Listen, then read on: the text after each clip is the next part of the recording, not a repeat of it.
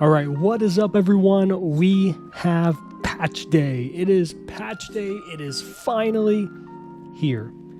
And of course, it's the card that has had the most complaints of any card in all of Marvel Snap's history, and its young, adolescent life. It's Galactus.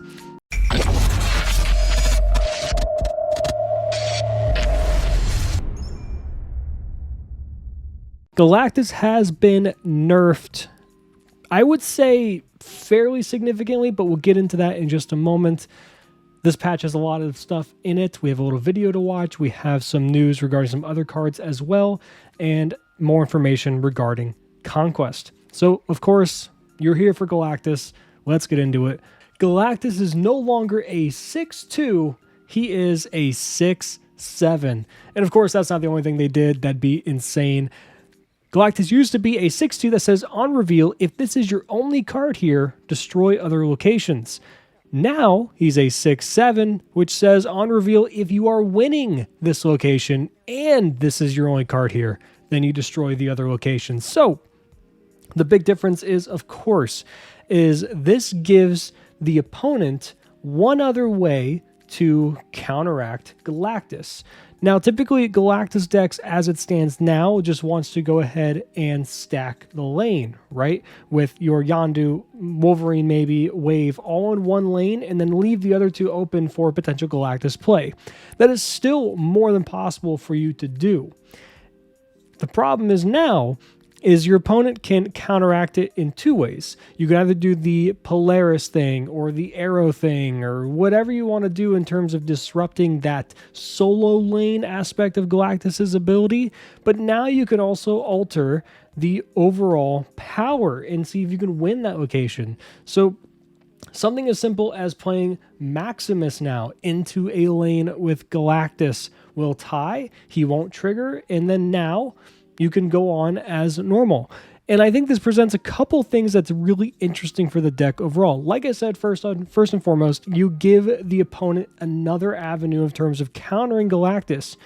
But I think equally as important, you give Galactus players themselves the means of still continuing a match when Galactus is countered. So typically Galactus decks are very all in on this play, and if you don't get your Galactus off, then the deck kind of falls apart. And what makes great Galactus players, separated from the rest, are ones that can win games without ever having Galactus, or games where Galactus doesn't go off.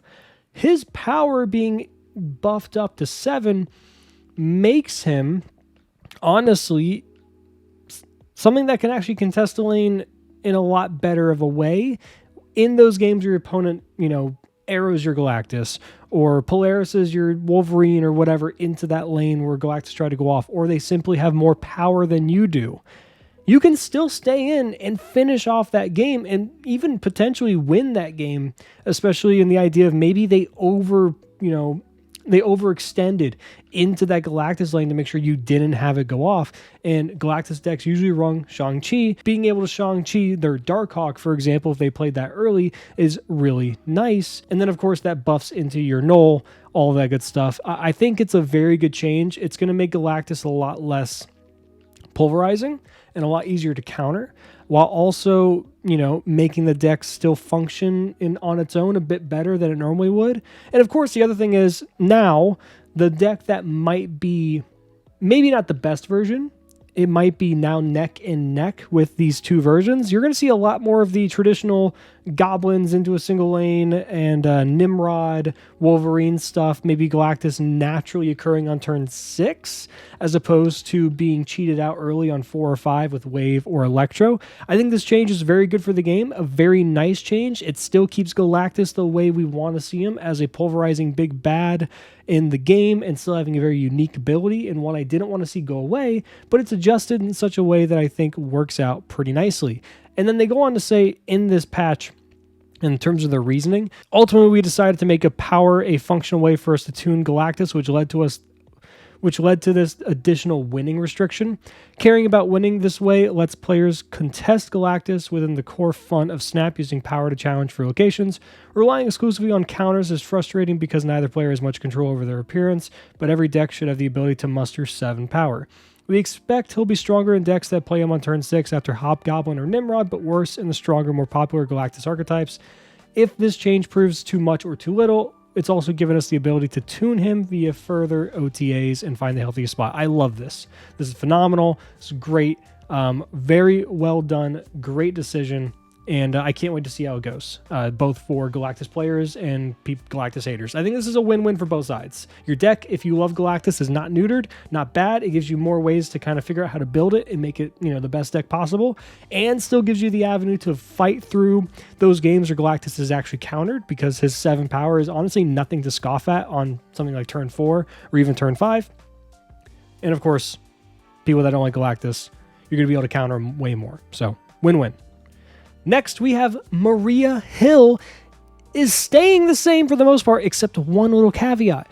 The old version, she's still a 2/3, still has an on-reveal of adding a random card to your hand like all the shield characters do, but rather than only adding a 1 cost to your hand, she adds a random 1 or a 2 cost. Remember, it isn't or. It's not like Agent Coulson giving you both a 4 and a 5. Maria Hill only gives you a 1 or a 2. I kind of wish it gave you both, but I do understand that might be too good and not something we want to see in the game overall, But they go on to say, we're giving Maria Hill the ability to roll a 2-cost card primarily to make her a better thematic parallel to Agent Coulson. We expect this to be a slight buff as you'll occasionally get a better card from her, and half the time your Quinjet will provide a discount in those scenarios as well. So this is a nice buff in those decks for Quinjet as well. Not a huge mover, but a more enjoyable card. I agree. I think this is great. As someone who has a very huge soft spot for shield-related thematic decks, I love playing things like Quinjet, Maria Hill, Agent Coulson, Devil Dino, Collector, and seeing this, get a little bit of a buff and be a bit better of a tool for that deck or random other decks in general. Nice, good stuff. And next we have Dazzler. Dazzler is one of those cards that people have been wanting to get adjusted for quite a while now. If you remember when she was originally leaked, she was a 4/4 with ongoing. If you have 4 cards at every location, she gets +8 power. So she was a 4/12 originally. She got brought down on release to a 4/10. And a 4/10 is nothing to scoff at in most scenarios, but the juice was not worth the squeeze, so to speak. So they're adjusting her from a 4/4 with the, full all locations +6 power to a 3/2 +2 power for each location that is full. So if you have one location that's full on your side, she gets +2 and is now a 3/4. If you have 2, 3/6, then 3, of course, a 3/8. So at most, you can get a 3/8. At worst, you can get a 3/4. Technically a 3/2, but you're going to try and get some value out of her. One thing that's very cool with her is now she actually seems like a fairly cool interest in decks like Surfer.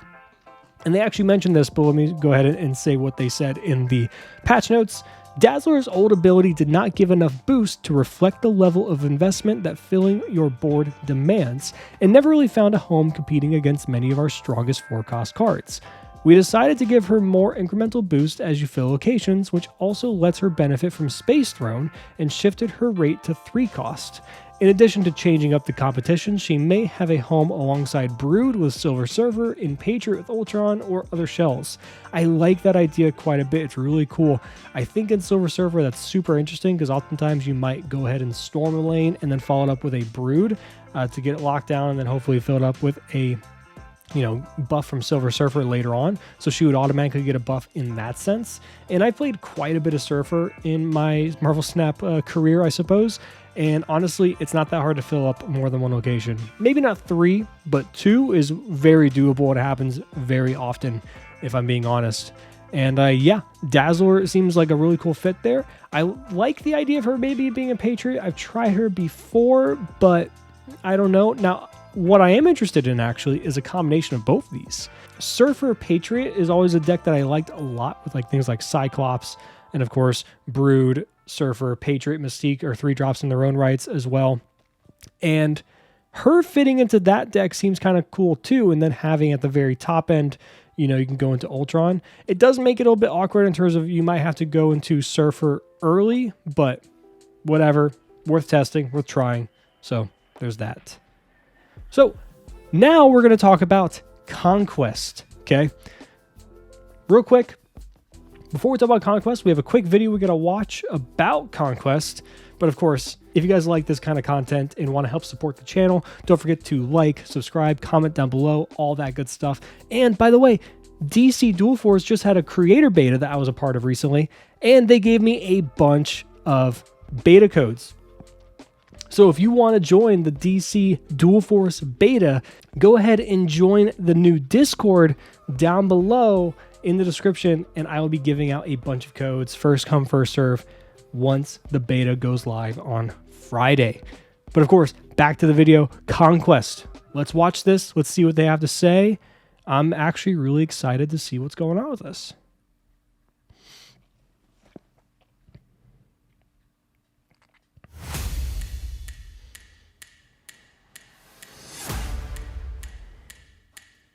They always do a great job of presenting stuff. Conquest, Marvel Snap's single loss elimination style tournament,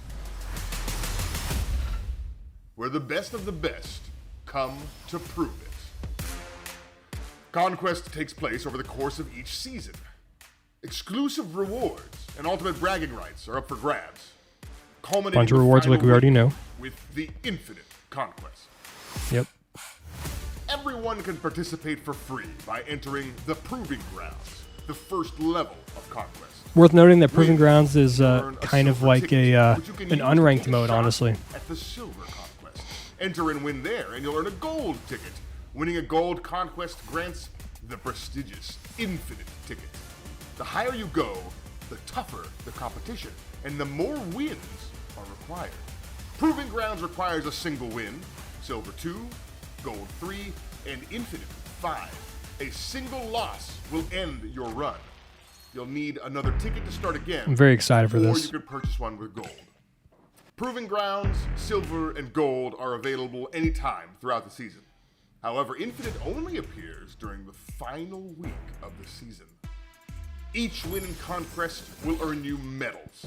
Higher conquests grant even more medals, which can be used in the all-new Medal Shop. Here you can buy a variety of rewards, including exclusive cosmetics. This is nice. I think this is cool. Purchases, you'll earn that season's free reward. Each season has a fresh new shop, so be sure to spend those medals, as leftover medals are converted to boosters at the end of each season. Okay, that's interesting. So medals that you don't use become boosters later on. Okay. The Infinite Avatar Frame. Yep. Earn a copy of your current avatar with this slick new frame. So you have to choose what avatar you're going to be using going into this. Make sure you pick the one you want to use. Earn medals for each win and tickets when you complete a conquest. Keep winning, keep playing, keep earning rewards. God, this is going to be so much fun. To Conquest. All right, so that is Conquest mode, and I am super excited for it. We have a few other assets to look at really quick. So let's look at the deep dive here. So first we have Conquest rewards, and it's going to show your tier and then the entry fee, kind of nice and easy to follow. Proving Grounds is free to enter whenever you want. So again, it's really nice to actually utilize it as an unranked mode, so to speak. I know it's not necessarily the intentions of Second Enter for that, but Glenn has come out and said, hey, it's basically like that. So rather than getting an unranked mode traditionally, and yeah, you have to play more games in it than typically, right? So you can't just do like the one of unranked. I know there's a little bit of that, and the people are going to be a little upset in that regard, especially when they told us they're not giving us an unranked mode anytime soon. Anyway, you can treat this basically like that and just grind through a bunch of medals over and over and over and over again, and just grind a bunch of, you know, tickets, I suppose, or not tickets, but medals and tickets, yeah. So then, of course, silver. All the other ones you can actually go ahead and get gold to re-enter if you so wish, or you can just grind for tickets. I did get confirmation that tickets do stack, so you can get tickets over and over and over again if you want to grind and, you know, go from there. Pretty much everything you see here. Silver for on entry, you get 20 medals right off rip, 40 for a win, 60 for 2 wins. And then you see gold, 40, 80, 100, infinite, 100, 150, 175, 200, 250, and then 500. And of course, that infinite bordered avatar. Remember, it's the avatar that you go into it with, so pick the one you want to get upgraded. Don't make the mistake with the wonderful new deck editor and stuff like that. So And then we look at the overall prizes and the things you can buy with the medals, which honestly, I get the vibe of like a carnival fair tickets kind of thing, right? Like you go through your games and like get little rewards. You can spend them on prizes. It's kind of the vibe I get from these. But the interesting thing is what I believe we have some confirmation. I think that these actually can be rebought. No, they can't. So yeah, we have confirmation that they actually cannot do that. You can't rebuy them. If you look right here, you can actually only get the ones that have these little infinite symbols over them. Those are the ones that you can rebuy over and over and over again. All the other ones is going to be a one-time purchase kind of deal, unfortunately. So yeah, pass Brad, kind of dumb. Got the information wrong, but unfortunately you can only get things like boosters for this upcoming Conquest season over and over and over again. Everything else you can only get once. So whatever, back to the video. Brad was wrong. But you see week 1, 100 for a mystery variant, 50 for a silver ticket, 250 for 150 credits. You know, week 2, you get a title, some goblin boosters, some gold. It goes on and on and on. You see what you can see on the screen here. I find this to be pretty cool, pretty interesting, and I am a fan. So quick questions that I've gotten actual confirmation on. First off is, how are boosters acquired in Conquest mode? So we were told you get boosters equal to the number of turns during the battle. If 5 games with 6 turns each, you get 30 boosters. So 5 times 6 is 30. So keep that in mind. It is about the longevity of the games that you played. So if you play a shorter Conquest mode where you beat your opponent in a couple of games where they snap really aggressively, then you will get the amount of boosters that reflects that. For games that go longer, you get the amount of boosters that reflects that. Of course, we are talking about this. Can you stack tickets? Yes, tickets can be stacked. You can keep grinding for them, all that good stuff. And of course, are quests completed the same way in Conquest? Yes. Conquest mode, you still complete quests, missions, things like that, your dailies, the same exact way you would typically. So yeah, let me know, guys, what you think down below. Don't forget to join the new Discord to get some DC perks for the beta coming out. And of course, we'll have some other things going on there as we grow and grow in this community. And of course, love you, appreciate you. The support means a lot to me. You guys are the best. Let me know what you think about this overall patch. Do you think Galactus was adjusted in a proper way? Did they not do enough? Do you wish they did something else? How do you feel about the Maria Hill and Dazzler changes? Are you excited about Conquest? Are you going to be getting into Conquest and aggressively trying to go through that? Are you excited about Silk coming out? We have Silk coming out as well, which actually came out last night. Are you going to be getting that? Are you excited about this season in general? There's so much going on, but let me know what you guys think, and I hope you guys have a good one. I will see you on the next one.